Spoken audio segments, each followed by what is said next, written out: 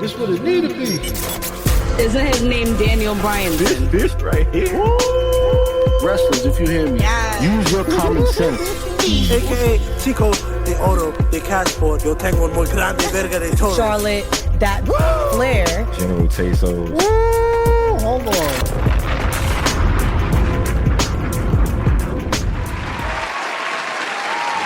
Yes, sir. Amazing. Partner Manny with me. And joined with us today, we have the former president of the Miami Marlins, host of Nothing Personal podcast, David Samson is in the building with us, man. Come on now. Welcome. Thank you. How you guys doing? Joining us, man. Sensational. I'm Especially now that you're here. Big guest. Nah, I'm looking forward to it. Yeah, this is our first big guest for our sports show. So thank you for coming through and joining us, man. Absolutely. Thanks for asking. Of course. How do I kick it off? Where do I want to go? Hold on. Let me ask him, because David reviews a TV show or a movie every day. Mm-hmm. Now I just need to hear his thoughts on one movie in particular, just to see like what type of guy he is. All right, Crazy Stupid Love, Ryan Gosling, Steve Carell. What are your thoughts on that movie? It's one of my favorites. Let's go. It did not get into my top 100, but not for lack of effort. It's damn close. It actually made it. So the top 100 list that I carry, every time I watch a movie, I decide whether it's going to go in the top 100. And there's some movies that I can't decide immediately, so I put them in handwriting underneath the typed list, and I noodle over it for a little while.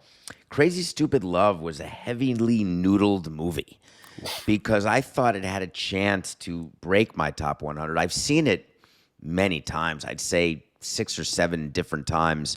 I just find it to be interesting that sometimes I want to be, or I feel like the Ryan Gosling character, and sometimes I want to be, and I feel like the Steve Carell character. And I love the fact that I can decide sort of in the moment what I feel like that day.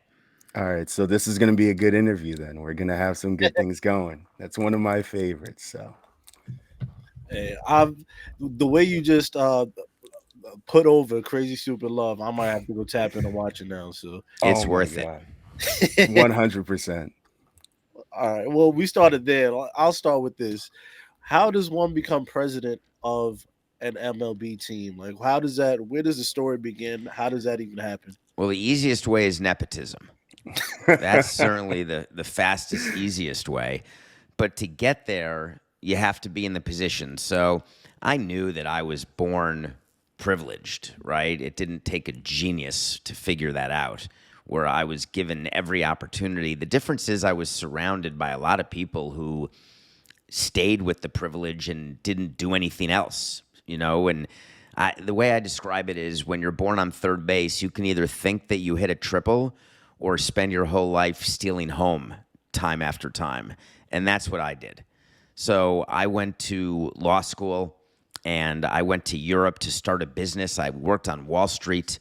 And I always wanted to forge my own path, and I always wanted to go after. I was the guy who, when I was 15 years old, I started finding ways to make money because my parents, who could have given me all the money they wanted to, and I could have had to do nothing, they gave me the smallest, teeniest, tiniest allowance of all time.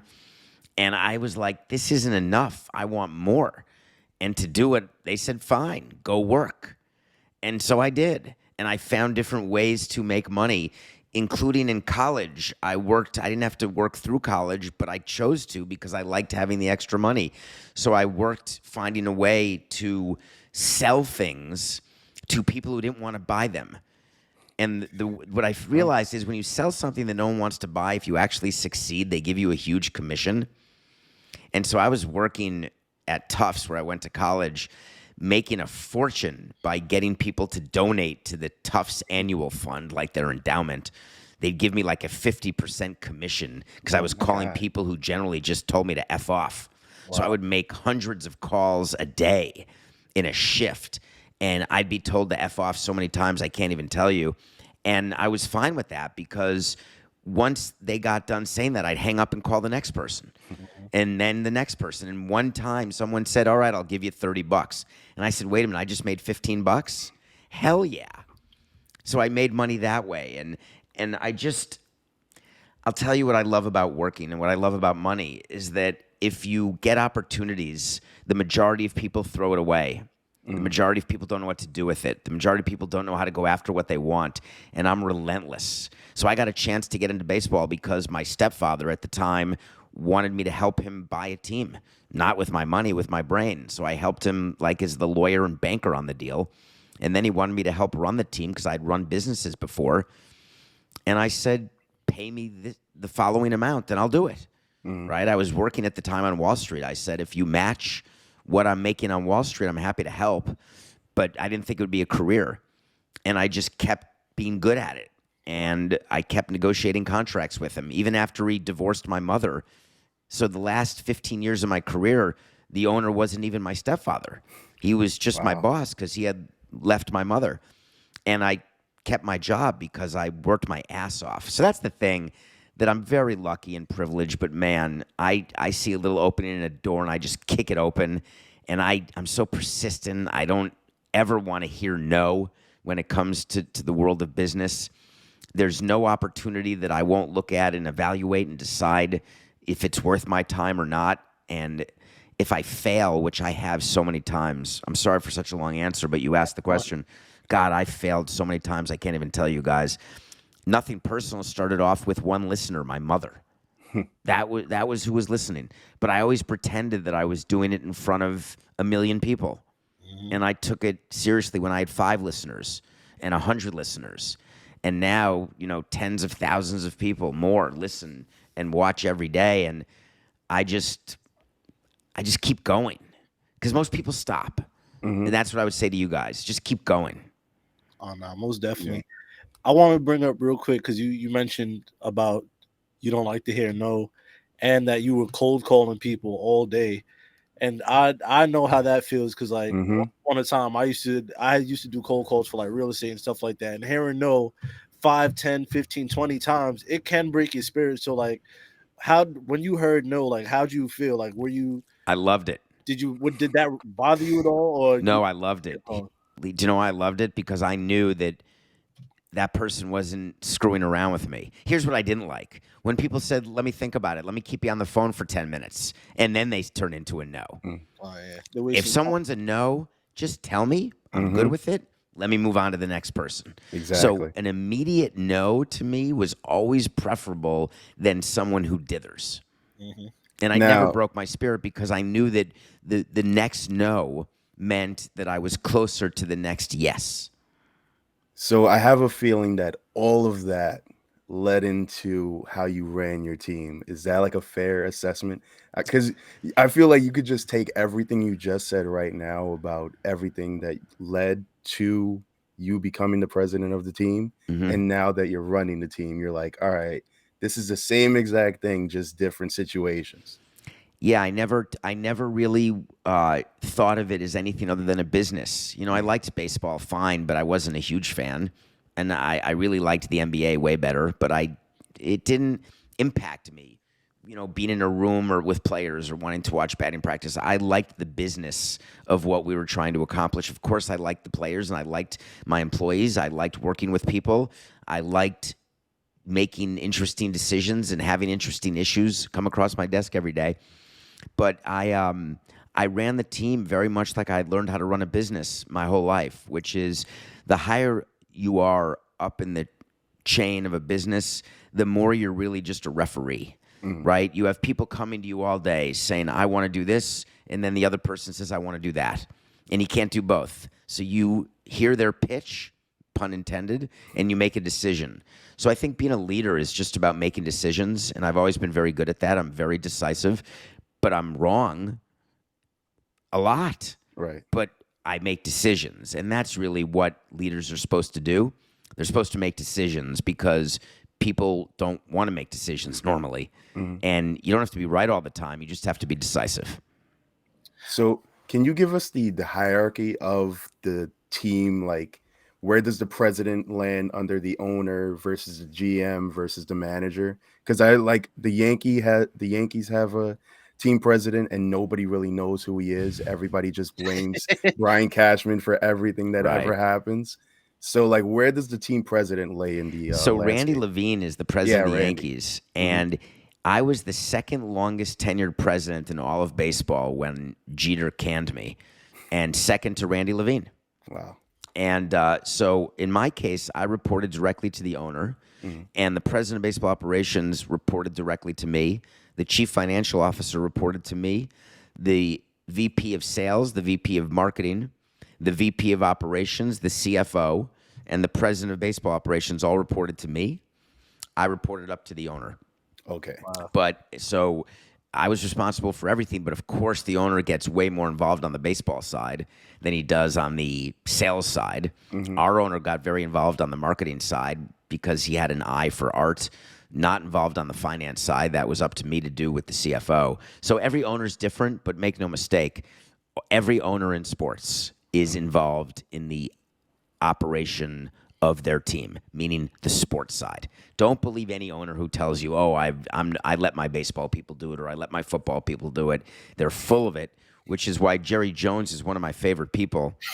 He provides such great content for Nothing Personal, but at least he calls himself the GM, right? And most owners act like the GM, but shy away from it and pretend they're not.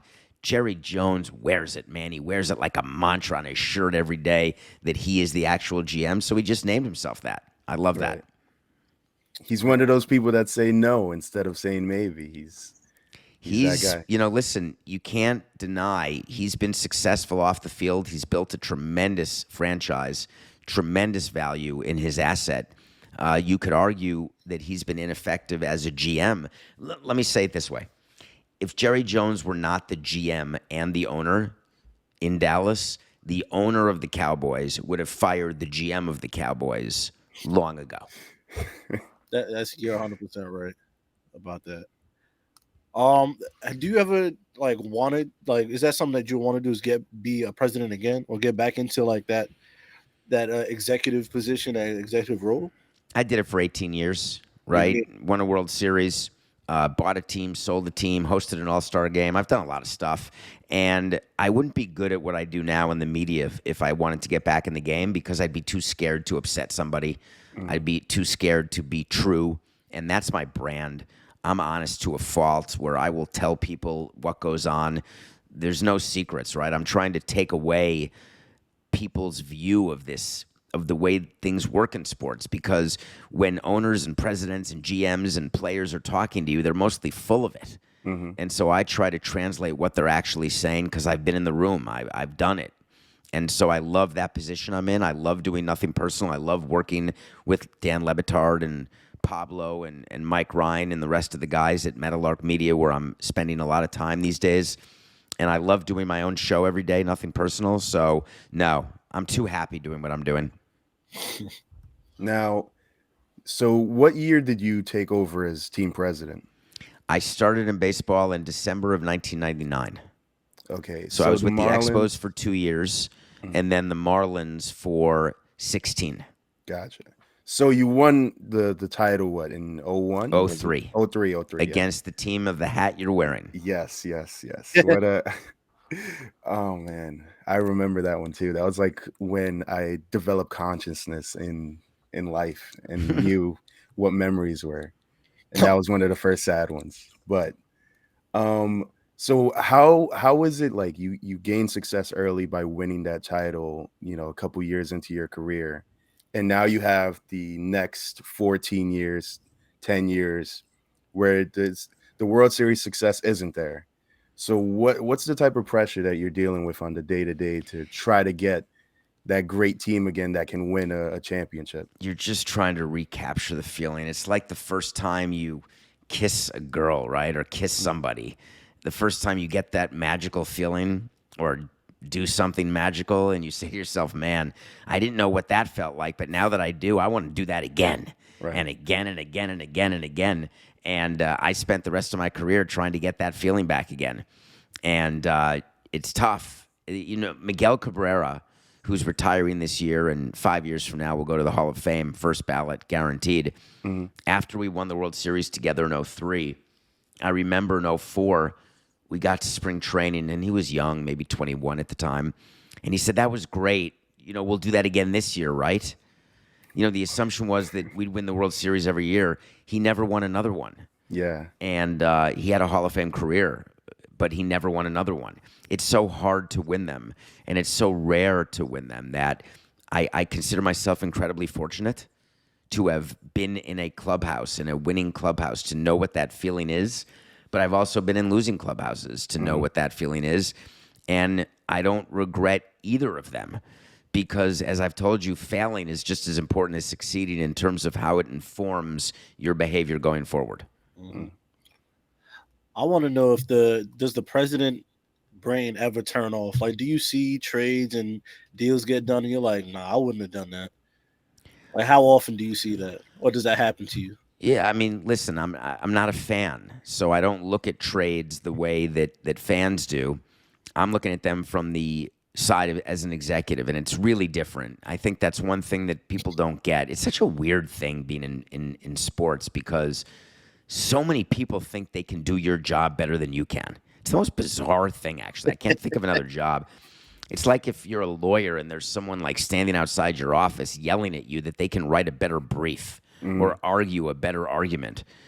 No one does that. It's like, can you imagine standing over your plumber when your toilet's clogged, right? And you're looking at him and you're looking at his crack or whatever you're looking at, and you're saying, man, I can do this way better. Well, that's like, people on Yelp with restaurants. It's right that everyone's a food critic now. Yeah. So the answer is, I always understood that I was doing a very public job and that I was going to be criticized for it. But I never looked at what I was doing from a fan's perspective. I always looked at it from a business perspective and from an insider's perspective because that's where I was. And I had more information than fans ever did by definition, just like fans have more information about their everyday life or their job than I would have. So I never really thought of myself as anything other than someone who could look at something a little differently because of the experience I had. And so that's how I look at deals today. That's how I look at contracts when players sign or trades. And that's a lot of what I do on Nothing Personal is talking about my reaction to things. Now, with that being said, when a player signs, like for example, Lamar Jackson just signed today. When you look at someone get this money, do you think with the ownership side, like, oh my God, these guys are getting way too much money and they're never going to make up for that money? Or do you look up at like the player side now that you're just, casual, you're just a viewer of everything now. Mm-hmm. So do you look at it like, oh, he should have gotten this money this entire time? Like, where do you lean? Obviously, I have a management slant because that's where I spent my career. That said, there are certain players you look at and you're happy for, and certain players that you look at and you're not happy for because you think that they took advantage of a system or they're not as good as they think they are, or they've somehow gotten a contract that I don't think it's going to be worth it. In baseball, all these huge long-term deals, I've lived it. They don't work at the end. Some of them do, but the majority don't. Mm-hmm. In football, it's different. Most contracts are not guaranteed. And even Lamar Jackson, I'm going to talk about it on tomorrow's show. I'm not sure when you're releasing this, but I'm going to talk about it tomorrow on Friday's show. And he deserves to be slotted where he is. Mm-hmm. But the issue is that he was comparing himself to a player whose contract was not going to be used as a comparable by any owner. So the Deshaun Watson contract, it provided a data point for Lamar Jackson, but it was really a ceiling for the NFL, which is why you've seen all these players come in under that.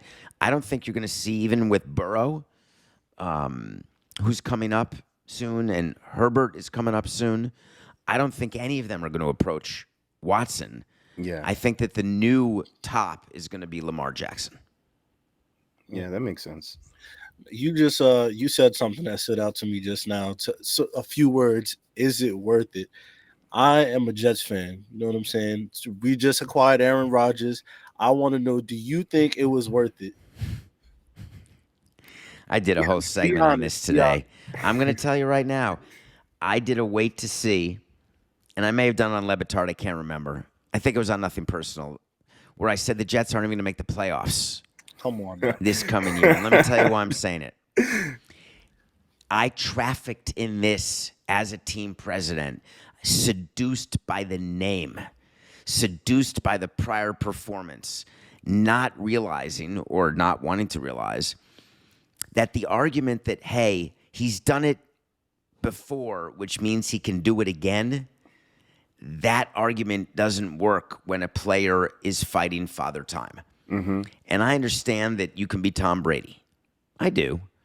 But Aaron Rodgers is no Tom Brady, not even close.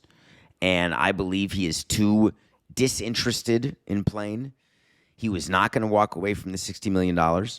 If I were the Packers, I would have made him hold a clipboard and go behind Jordan Love for the season, or find a team to give them whatever they wanted. And that's what the Jets did, because the Jets had to have him because Woody Johnson wanted him, and Aaron Rodgers was going to grace the Jets with his presence. I mean, give me a break. But we'll see what happens, but I want you to manage your expectations. Boy, you did well. My expectations were over 12.5 wins, so now I have to. All right, let me think about this. So you need the Jets to go 13-4. Yeah. Now I would just say keep in that- mind, they went 7-9 last season, and that's with injuries and things like that. We have a full healthy squad this year. Great defense. You know, we have weapons on the. You know what I'm saying? We got Mhm. On offense. nice young talent. So But 13-4, you'd agree, would be enough to win the AFC East, right?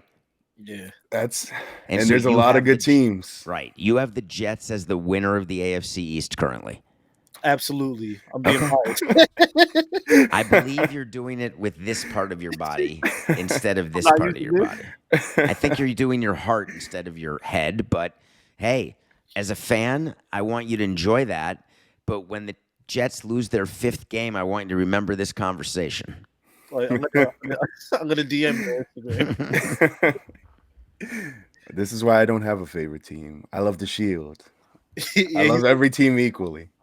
Are you a fantasy guy? Is that why? Not even. I tried it a couple times, but I'm like, I can't keep up with the lineups. So I just put on, NFL Red Zone, drink a Red Bull, and just it's a wild Sunday every Sunday. I like it. I love when I was a fan. I was a big fan of the New York Knicks back in the 80s and 90s, and before I got into baseball. But once you learn how the sausage is made, it's hard to eat the hot dogs again. Right. So it's hard for me to go to games and have the level of enjoyment I used to have, just because I'm looking around at concession lines and whether or not the ushers are doing their job, or how long it took me to get into the building, and ridiculous things like that I never thought about before.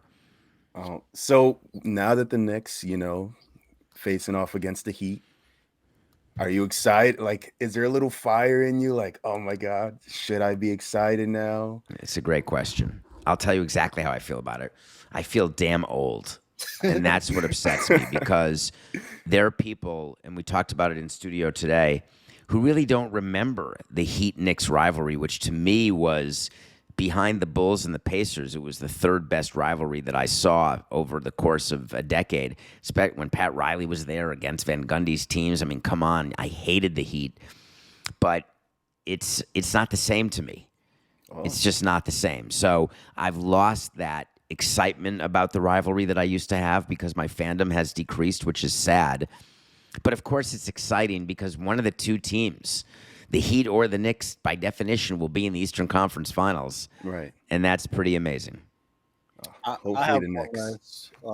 Hopefully, I put money on the Knicks, man. I'm sorry. It is what it is. So I need them to win. Listen, But, if you think Jimmy Butler can do what he's done 4 more times, they'll be hard to beat. I just don't think it's possible, but I think the Randall injury is going to be a problem for the Knicks.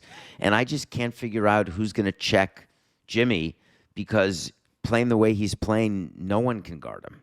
Right. Especially on the Knicks, maybe Josh Hart. You hope that he can piece it together for a full I worry game, he doesn't have the size. He doesn't have the strength to make Randall to make Butler uncomfortable. That's the key, right?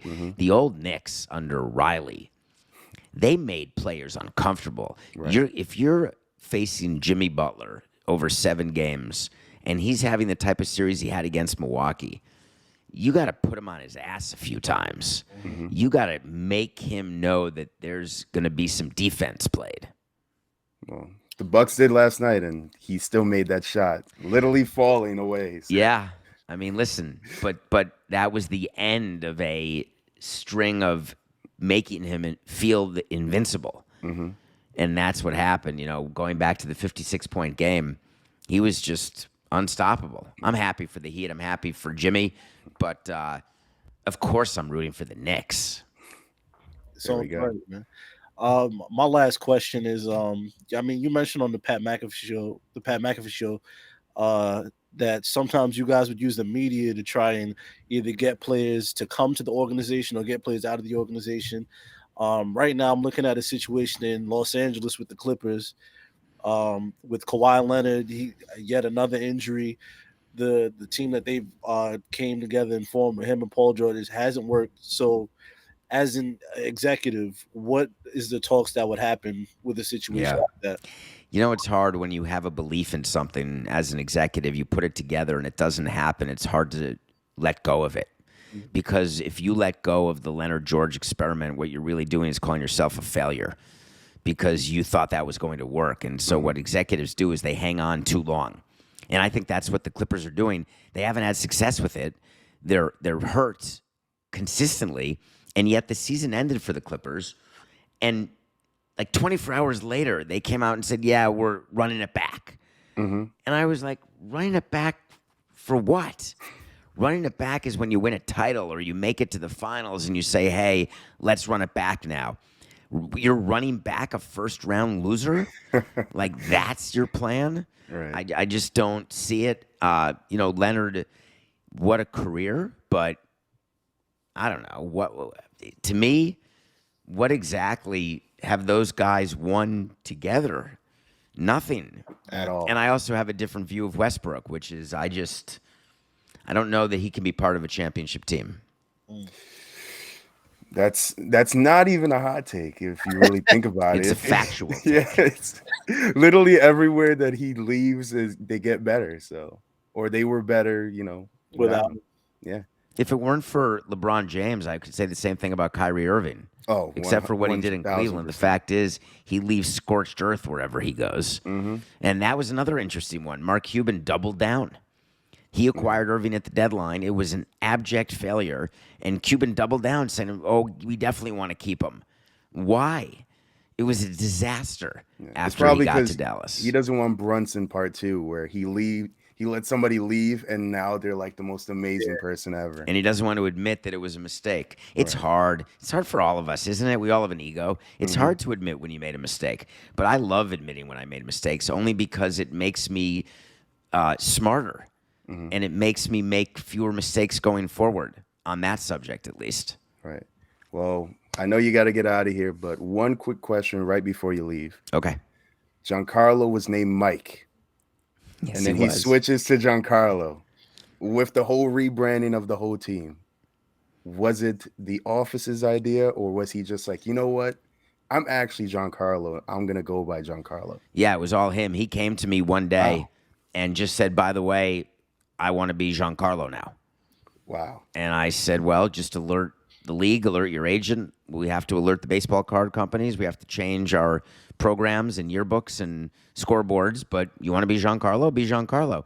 And so I called him Mike for the first bit because he was Mike. I'd known him as Mike forever. But what he said to me, and we laughed about it, is, hey, 10 years from now, you won't even remember. And it wasn't even 10 years. It was 1 year, right? Yeah. He became Giancarlo. So now I'll call him G or Giancarlo, or once in a while when we're joking around, hey, what's up, Mike? But generally it's G. What's up, G, man? He's a special player. I'm very sad that he's hurt right now. He's even sadder that he's hurt. But I saw a lot of good players in my time hit the ball really hard, right? Spring training with Mark McGuire, and I had Vladimir Guerrero and Miguel Cabrera, Hanley Ramirez.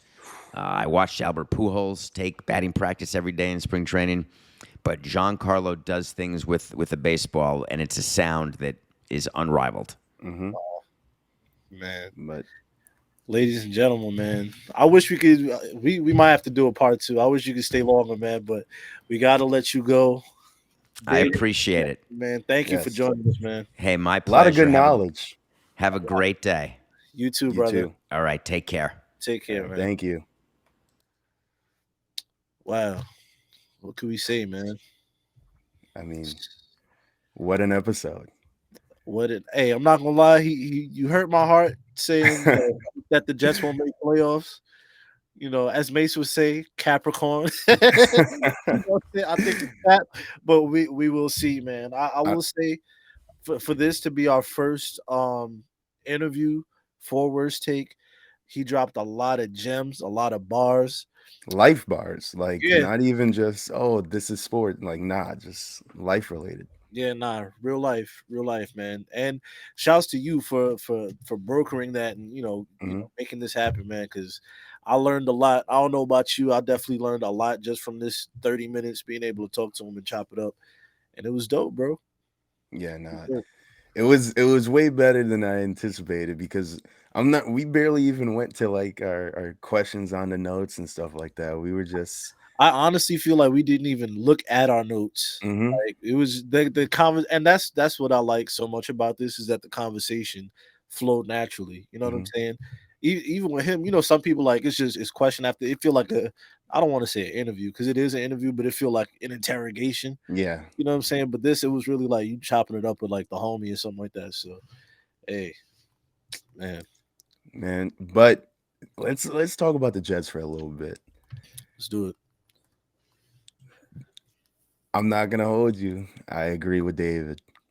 Come on now. But think about it. You gotta deal with the Dolphins The, and the Bills. who the Dolphins got, man? Bro, they were undefeated with Tua last year when he played. He knows how to fall now.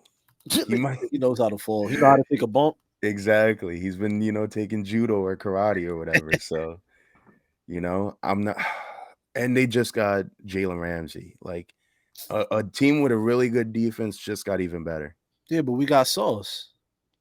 You think Sauce is better than Jalen Ramsey right now? Yeah, he's young. Yes. I might get a Jalen Ramsey jersey. Ju- come on, you tell me.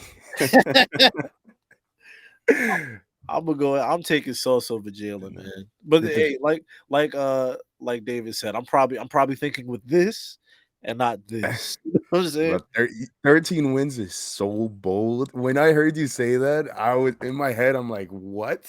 And then No. he said what I was thinking. He was like, bro, that's a lot of wins, bro. But think about it though. It's not because we went 7-9 last year. We lost 2 games to the Patriots that we shouldn't have lost. You feel me? So really, we should be 9-7 or 9-8, whatever it is. You know what I'm saying?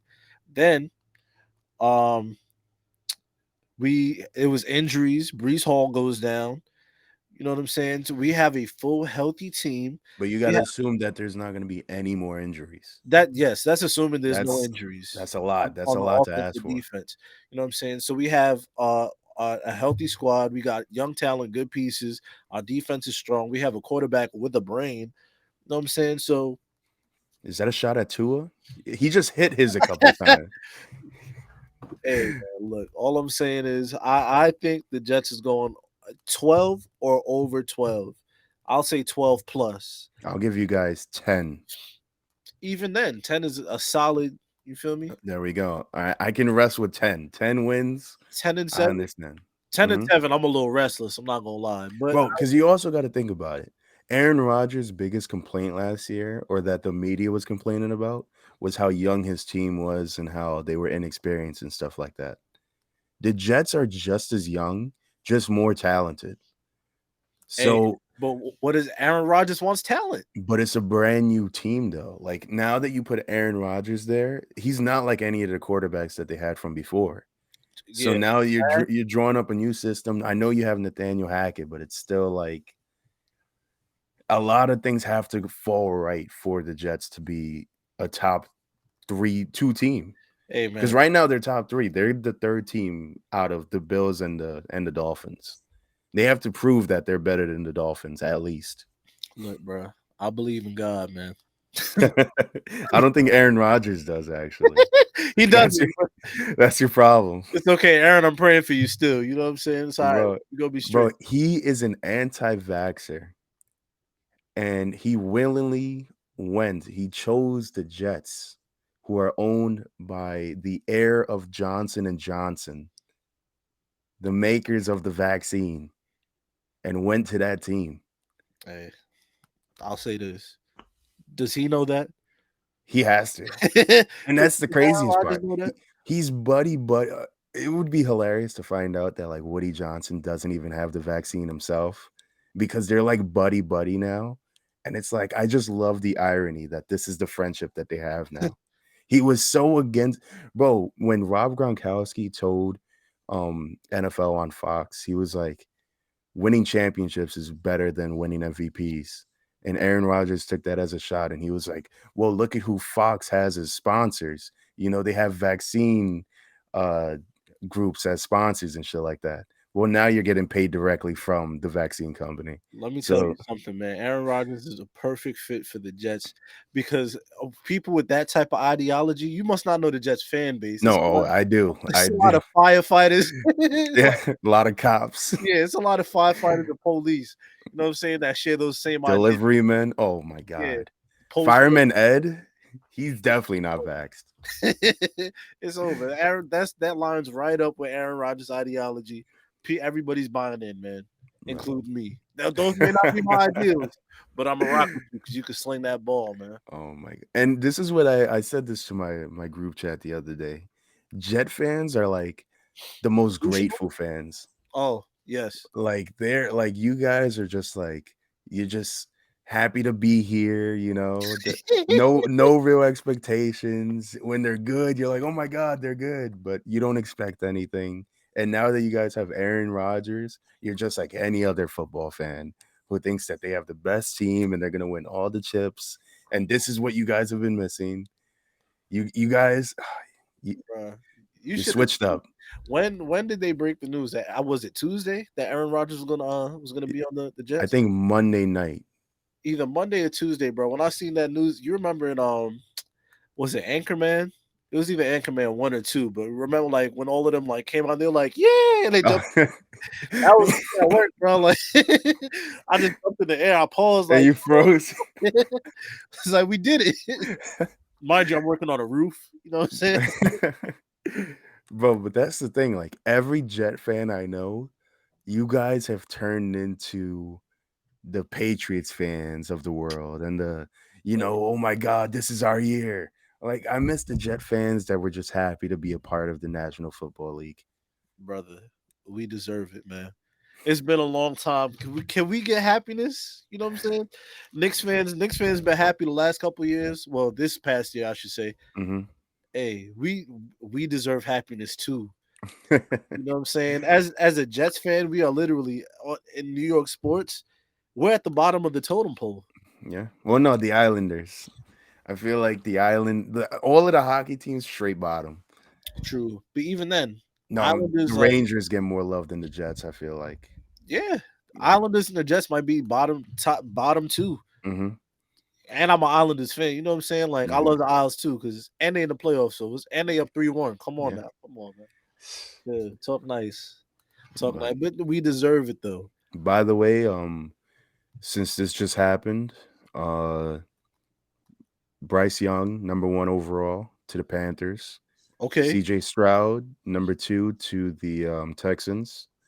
okay. And the Texans traded for the number 3 pick to draft offensive lineman Will Anderson Jr., who he was the top player in the draft, like out of all positions, but the quarterbacks are always going to be taken first. So Texas the making moves, man. Texans traded for number 3. I ain't mad at. That's what I was trying to do when we was doing our draft last week, but y'all was being scary, man. Well, I knew there was manipulation going on, and I was super drunk. That has to be factored in. That I just came home from a bar after a Yankee game. I was so fucked up, but Bruh, I was trying to cut y'all some deals, man. Y'all Y'all was just being scared, bro. It is what it is, man. It's all Check right. out the draft if you haven't already. That's a fact. If For y'all have, sure. That was a great time. yeah, nah, definitely. That was definitely a good time, man. But hey, what can I say? We gonna have to double back with another episode. Probably, some we definitely got to talk the draft and the first round of playoffs. So hey, When the first round is done, we should try to set some time and do like a second round preview, even though the games start on like Sunday, that's a fact. right?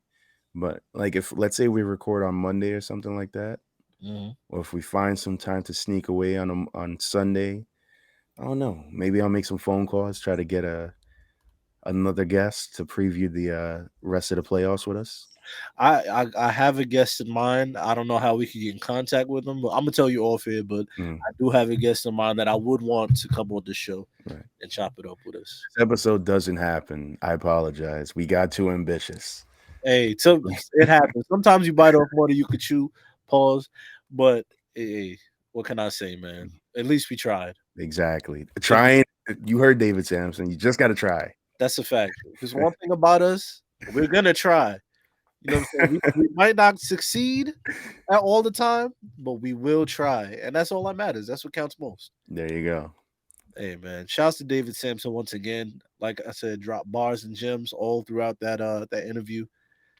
Great episode. Good stuff, man. Good stuff. I'm not gonna hold you. I'm not even gonna be one of those people that be like, "Oh, check this thing out." Like, legitimately, I listen to like a bunch of podcasts throughout the week, and like I always need something in rotation. Because imagine like on a Monday, nobody really drops.